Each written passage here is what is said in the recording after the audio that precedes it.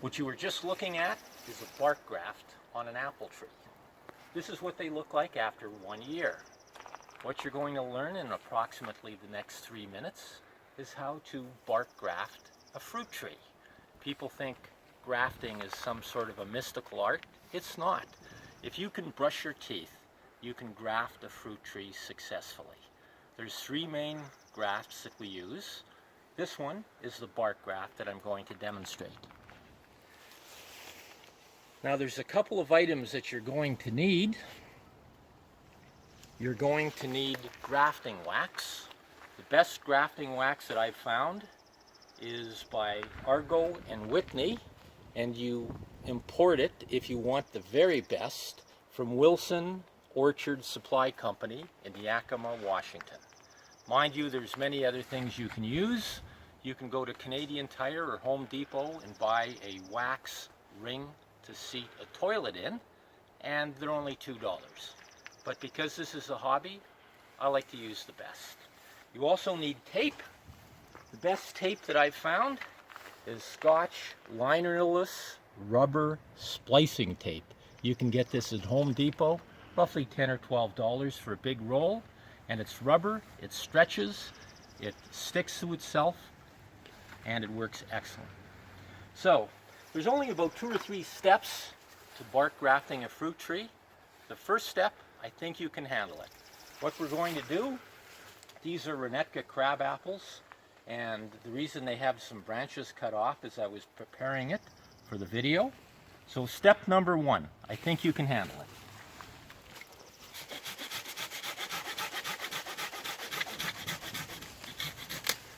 We simply saw off the branch. That's all there is to it for step number 1. Step number 2, we take our grafting knife and we make 2 little incisions. I'll just tidy this up a bit. My cameraman is helping. Now you'll hear a little click when I hit the cambium layer, I hope. And then you just simply bend it apart like that. Then also on the other side we will put 2 grafts in. Okay, that is step 2. Step 3, you get the scion wood, which you've probably cut in March and kept in your refrigerator. Now we're going to make a couple of cuts like that, one simple, and then another on the back, a chisel cut. So long on one side, short on the other. The third thing I do, very gently peel away the bark to expose the green, the cambium layer. We'll do that with the other one as well. One long cut, like so. That's my dog Molly who's assisting me. A chisel cut, and then we simply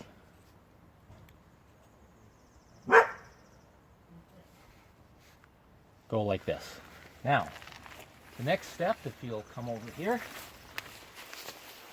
we simply take the knife and open with the little bulb what we just cut and tuck it in like so. The same with the other side. Easy peasy. All right, and the last part, what we're going to do is take some tape. This is the rubber tape that I've had. Wrap it tightly around. It'll stick to itself. Add some pressure. I will get the grafting wax. It looks like plasticine. This is why I like to use it. It doesn't make a mess on your hand.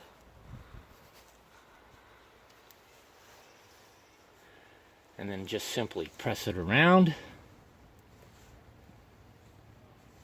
Cover the top of the graft as well. Let's see, just so it doesn't dry out. It's the part that we cut.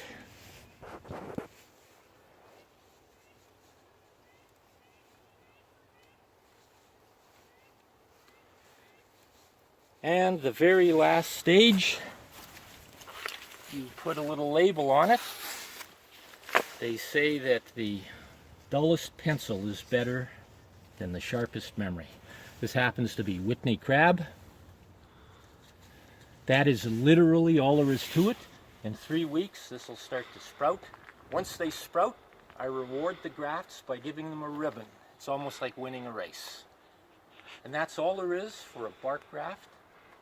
Take a look at the other videos on the whip and tongue graft and the cleft graft.